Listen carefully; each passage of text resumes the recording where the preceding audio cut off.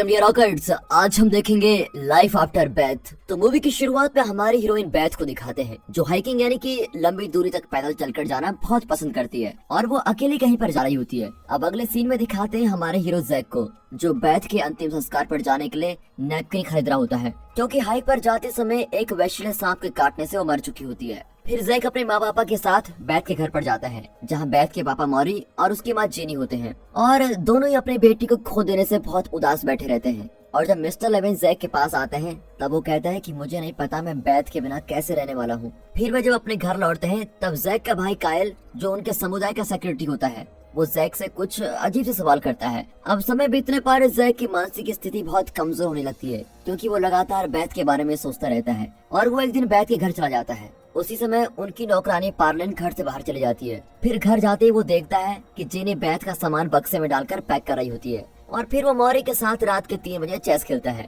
मॉरी एक सिगरेट का पैक निकालता है और वे दोनों स्मोकिंग करते हुए बेथ के बारे में कुछ बातें करते हैं और मॉरी फिर उससे कुछ पूछता है। तब जैक उसे बताता है कि बेथ के मरने से पहले उन दोनों के रिश्ते में कोई प्रॉब्लम हुई थी। मॉरी उसे कहता है कि तुम्हें अब वो सब बातें भूल जानी चाहिए और उसके साथ बिताए हुए अच्छे पलों को याद रखना चाहिए। बेथ के माँ पापा उससे अच्छे से पेश आते हैं और फिर उसके जाने से पहले जेनी उसे बेथ का स्कार्फ देती है। जब वो अगले दिन सुबह फिर से बेथ के घर जाता है तब वहाँ पर कोई नहीं होता और वो अपने घर लौट आता है। अब उसके माँ पापा को लगता है कि आजकल वो कुछ अजीब तरीके से व्यवहार कर रहा है और वो उसे कहते हैं कि तुम्हें किसी न्यूरोलॉजिस्ट से मिलना चाहिए। अगले दिन सुबह जैक फिर से मॉरी और जीनी से मिलने उनके घर पर जाता है। तभी उसे अंदर से कुछ गाना और बातें चलती हुई सुनाई देती है, लेकिन दरवाजा खटखटाने पर कोई उसको जवाब नहीं देता। इसीलिए वो उस घर की जांच करने का तय करता है और जैसे ही वो घर के पीछे की तरफ जाता है वो अंदर बेथ को देखता है और बिल्कुल हैरान हो जाता है।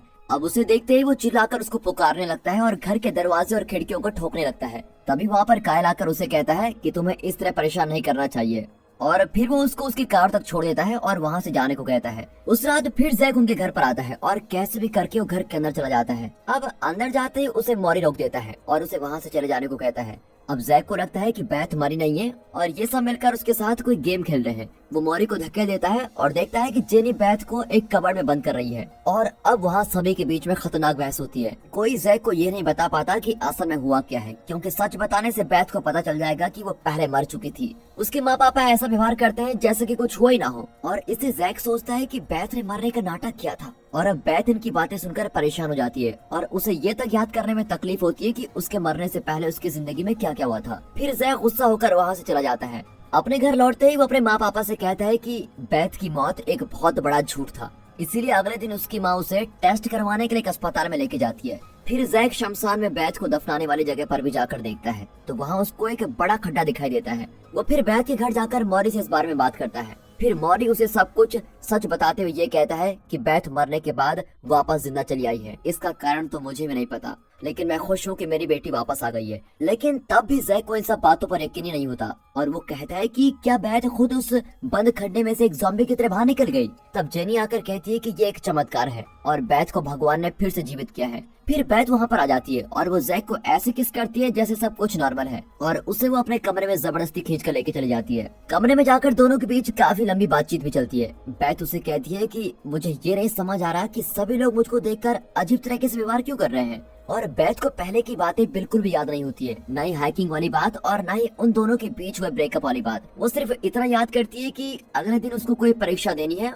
और वो बहुत ही परेशान दिखती है उसके लिए। फिर जैक उससे कुछ सवाल करता है और उससे और भी ज्यादा परेशान कर देता है, लेकिन फिर वो कहता है कि वो हमेशा बेथ के बारे में सोचता रहता है और ये सुनकर बेथ शांत हो जाती है। फिर वे दोनों एक दूसरे से प्यार की बातें करते हैं और अब वो घर छोड़कर बाहर जाने का फैसला करते हैं ताकि वो अपने माँ पापा से दूर होकर इंटीमेट हो सके। अब जैसे वो नीचे जाते हैं तो मॉरी और जेनी उनको रोक देते हैं और कहते हैं कि सुबह के टाइम बाहर नहीं जाना है, तुम रात को चले जाना, अभी सुबह तुम हमारे साथ वक्त बिताओ।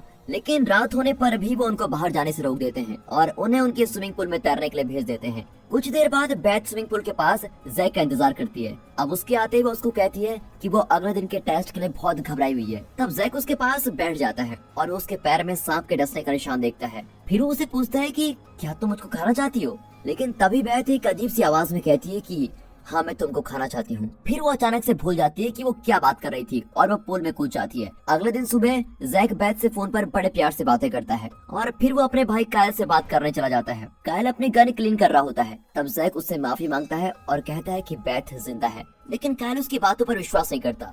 फिर वो किचन में जाता है जहाँ उसके माँ पापा नाश्ता कर रहे होते हैं। वे जैक के अच्छे मूड को देखकर बहुत खुश होते हैं, लेकिन उसका व्यवहार अचानक से बदलने से उनको शक भी होता है। फिर वो जब बैथ के घर में जाने के लिए निकलता है, तभी बाहर वो अपने मेलमैन को देखता है जो उसे काफी दिनों बाद मिला होता है। और यहाँ जैक का व्यवहार दिनों दिन बिगड़ता जाता है और वो जाकर मॉरी से कहता है कि उन्हें बैथ से सब कुछ सच कह देना चाहिए कि वो मर चुकी है, लेकिन मॉरी उसको मना कर देता है, ये कहकर कि सच पता चलने से वो परेशान और उदास हो जाएगी। फिर मॉरी जैक से कहता है कि अगर तुम आगे से बैथ से मिलना चाहते हो तो तुम्हें मुझे वादा करना होगा कि तुम उसको ये बात कभी नहीं बताओगे। अब जैक भी इसके लिए राजी हो जाता है। अब बैथ की चाहत होती है कि वो जैक के साथ हाइक पर जाए, लेकिन मॉरी इसके विरोध में होता है, लेकिन इसके बावजूद भी वो उन दोनों को हाइक पर जाने देता है। फिर गाड़ी में जाते समय बैथ जैक को छूने लगती है। फिर वे दोनों एक मैदान में गाड़ी रोककर कड़ी धूप में वहाँ की रेत में इंटीमेट होते हैं। अब वे वहीं धूप में लेटे रहते हैं। जब वे घर लौटते हैं तब बैथ के माँ पापा उसके चेहरे पर पड़ी जलन को देखते हैं और इसीलिए वो उन दोनों पर गुस्सा करते हैं। मॉरी उन्हें कहता है कि अब आगे से तुम दोनों अकेले कहीं नहीं जाओगे। अब इस सिचुएशन को ठंडा करने के लिए जेनी बैथ से कहती है तुम उस पर कुछ मेकअप लगा लो, वो ठीक हो जाएगा। तभी मॉरी जेनी पर भी गुस्सा करता है क्योंकि वो उसके पक्ष में बात नहीं कर रही होती है। जैक उन्हें फिर से कहता है कि हमें बैथ को सच बता देना चाहिए, लेकिन वो फिर मना कर देते हैं। अब जैसे ही जैक वहाँ से निकलता है तो बाहर जाते ही मॉरी उसके पास आकर गुस्से में कुछ बातें कहता है और कहता है कि आगे से तुम यहाँ मत आना। लेकिन फिर भी उस रात जैक उनके घर में छुपके से आ जाता है और वो बैथ को छुपके से वहाँ से लेके चला जाता है। फिर बैथ छत से नीचे गिरती है, लेकिन उसको कोई चोट नहीं आती। जैक उसको एक बीच पे लेके जाता है जहाँ उसने कोई सरप्राइज प्लान किया होता है। वहाँ जाते ही जैक उसके लिए अपना लिखा हुआ एक गाना गाता है और गाने में उसने ये भी लिखा होता है कि बैथ को असल में क्या हुआ था। लेकिन बैथ को उसका म्यूजिक पसंद नहीं आता और वो उसको जोर जोर से डांटने लगती है।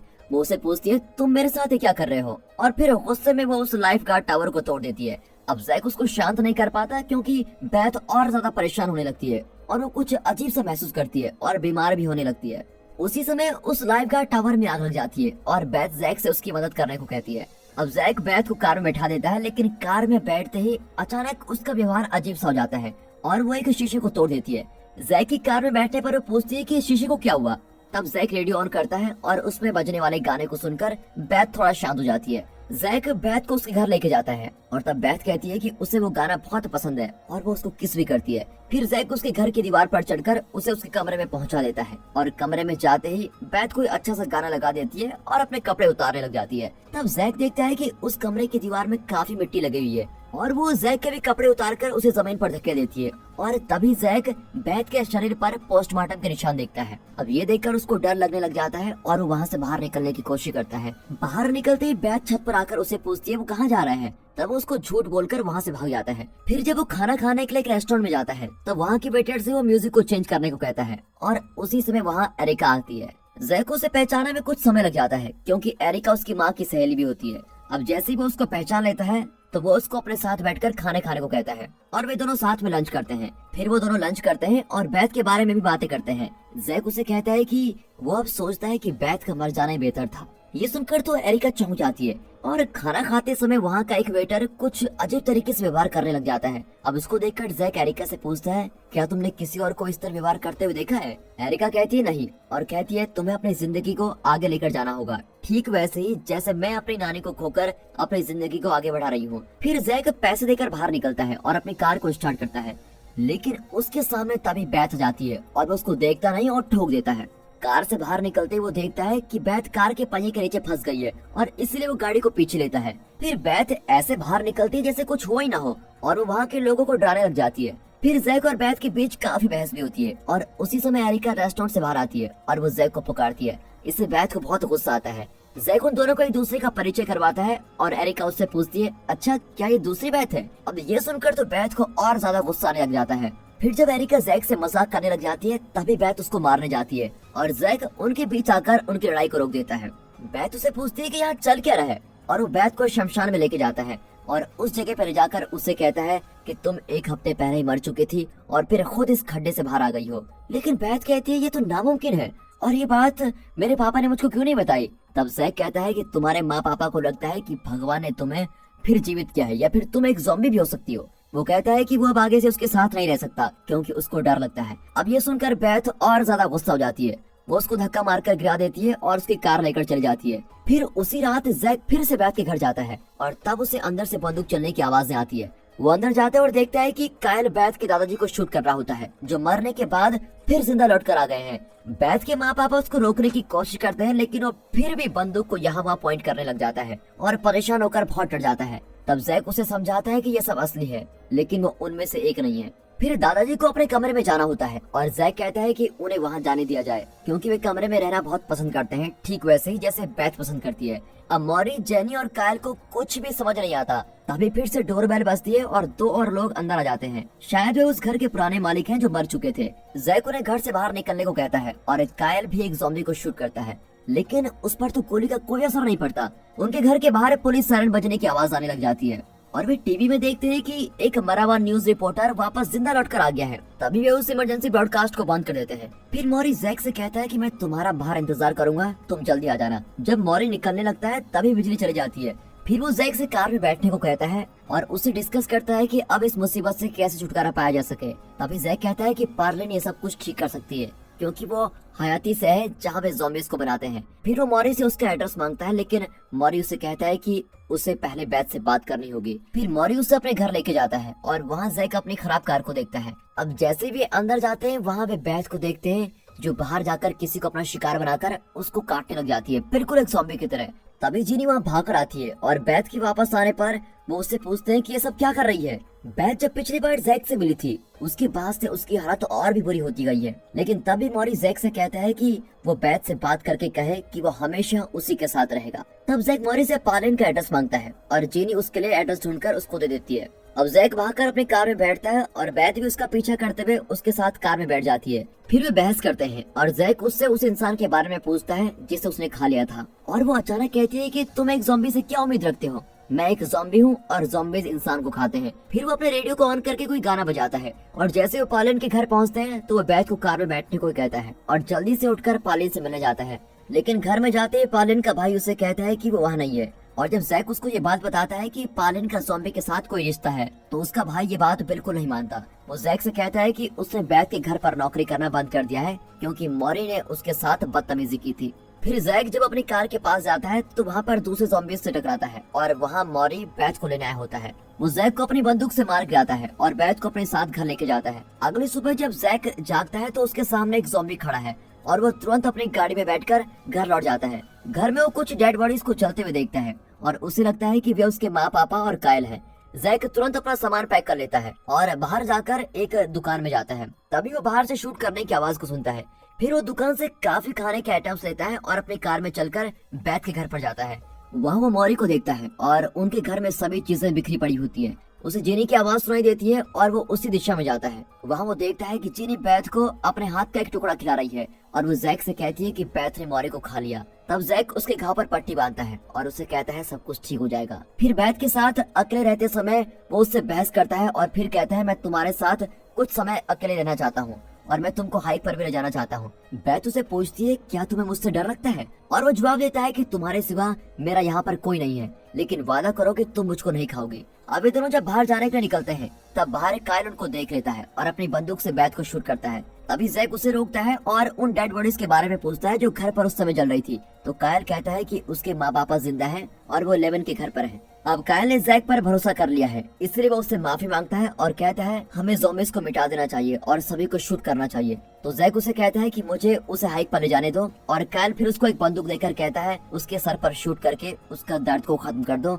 और शाम के 4 बजे तक लेवन के घर पर आ जाओ। फिर जैक बैथ को हाइक पर लेके जाता है और एक नजारा देखने के लिए वहीं पर रुक जाते हैं। जैक को पता होता है कि अब उसको क्या करना है। वो आखिरी बार बाय बोलने की कोशिश करते हुए कहता है तुम यहाँ फिर लौट कर आए, मुझे दोबारा तुम्हारे साथ रहने का मौका मिला, इसके लिए शुक्रिया। और अब वो अपनी बंदूक निकालता है और उससे कहता है मैं हमेशा तुमसे प्यार करूंगा, और जवाब में वो भी इस बात को कहती है। जब वो मुड़ती है तो जैक उसके सर पर शूट कर देता है और उसको चट्टान से नीचे गिरा देता है। फिर जैक लेवन के घर जाता है जहाँ सारे दरवाजे और खिड़कियां बंद होते हैं। तब लेवन दरवाजा खोलता है और उसके माँ पापा उसके पास दौड़ते हुए आते हैं। वे उन्हें एरिका के पास ले जाकर कहते हैं कि वो डरी हुई है लेकिन ठीक है। अब जैक कायल से कहता है कि उसने ज़ॉम्बी बैथ को मार दिया है और उन सबको तुरंत कोई सुरक्षित जगह पर पहुंचना होगा। तभी अचानक वहाँ बिजली आ जाती है और टीवी में न्यूज रिपोर्टर कहता है कि सब कुछ ठीक हो चुका है और सब कुछ नॉर्मल है। फिर कुछ देर बाद जैक बेथ और मॉरी गुड बाय कहता है और फिर वो अपने माँ पापा और एरिका के साथ कार में बैठता है। वो एरिका को अपने साथ डेट पर चलने के लिए कहता है और एरिका भी मान जाती है। वे उस शमशान से हंसते हुए बाहर निकलते हैं। और दोस्तों इसी के साथ ये मूवी यहाँ पर खत्म होती है।